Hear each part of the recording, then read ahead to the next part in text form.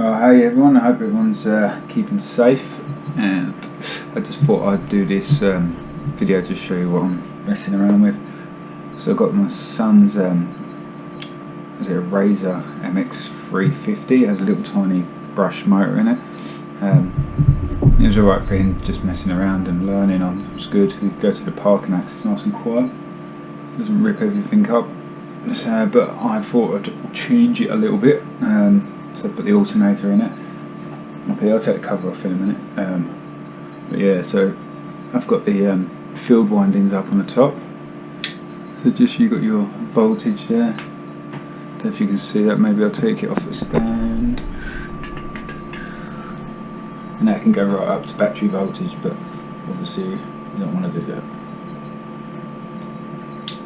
Yeah, comes down there, pick it back.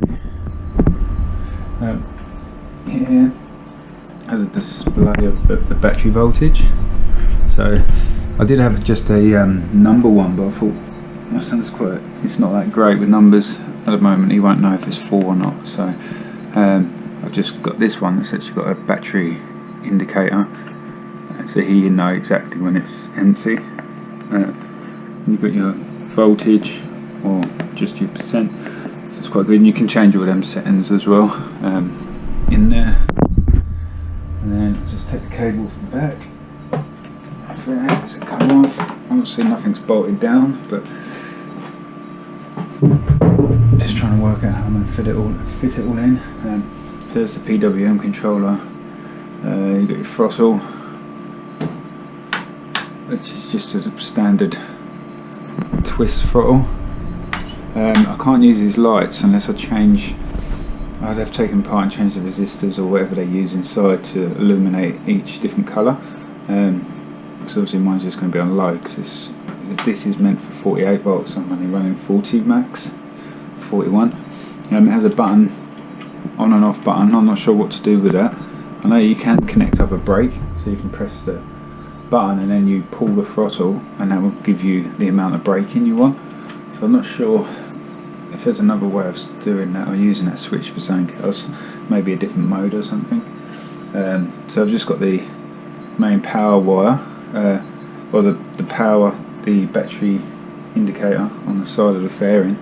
That just goes to the battery in of the PWM controller, because it's an easy point to wire off of. And I've got this 2 5S packs in series to make your 10S.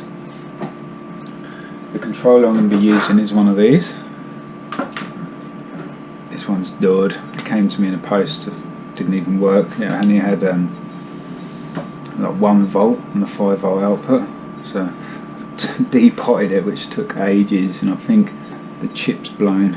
The 2 chips are gone because the DRV chip was getting really hot, and that one, the STM, wasn't too.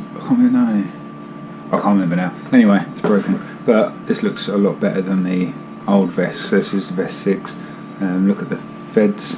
The amount of contact they're going to have against there is huge compared to what you could have with the old vest. Got the water in and outlets. I'm not going to use wall cooling on this. There's just not enough room.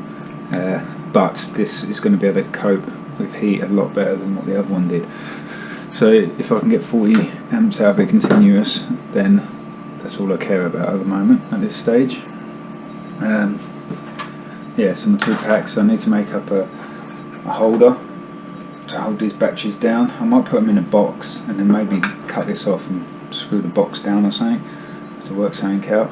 Yeah, the throttle cable coming down here. There you got your wires. It's just a hall sensor in that cable, in that throttle.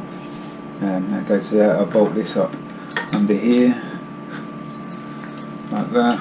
Somehow hide all these wires, or they just look like a mess. I'm not sure what I'm going to do at the moment. How much time I'm going to get it going, and then see what it's like, and maybe strip it back down. If it's good, then spend a bit more time on it. I'll just grab the wheel.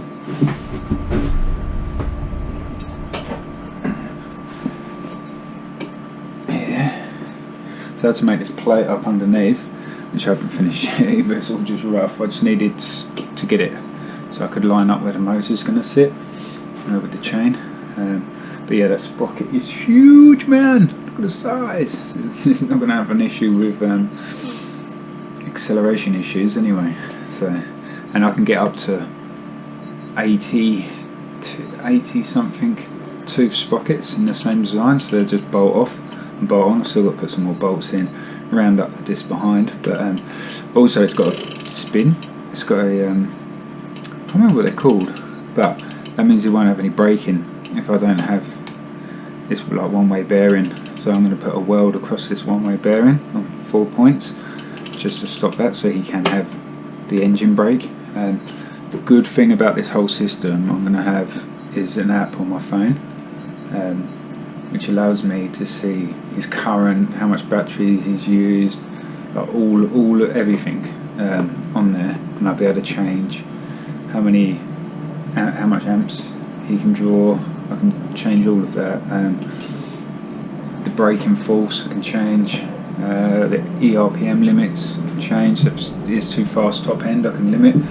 If he's just going around a small little course and you don't want him going, if he's going too fast, I could just change it, and then that will slow him down, and maybe make him more smooth in the corners, and then speed him up like that. It's just like, I don't know, I haven't seen one electric bike out there yet that offers that kind of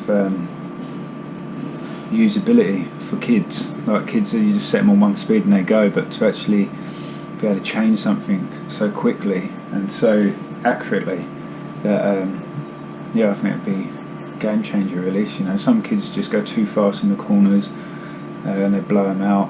Just thinking like, well, you could just limit their speed. They still have all that acceleration they need. It's just that, you know, you'd be limiting their top end for the course. It's just, yeah, I don't know. I think it'd be pretty good. Just got to test it, make sure. But then I'm thinking, even if the alternator didn't work, I should just go and buy a motor. Like, a motor's only be like, what, £1,000. I have got like a 5 kilowatt motor at work, but it's going to be way too big. I don't think it'd even go in the big frame. It's a huge motor.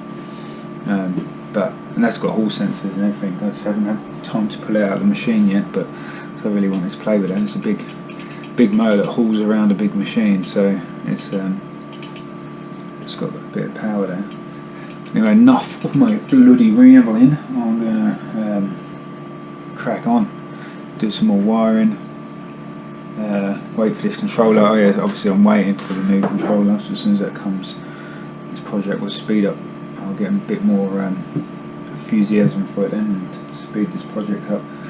See what this bumpy ride is going to be like, or is it all just going to fail? I don't know. Let's see. Alright, cheers guys. If you like the video, or you want to keep it up to date with the project moving forward, please subscribe, like the video if you liked it. Cheers, bye.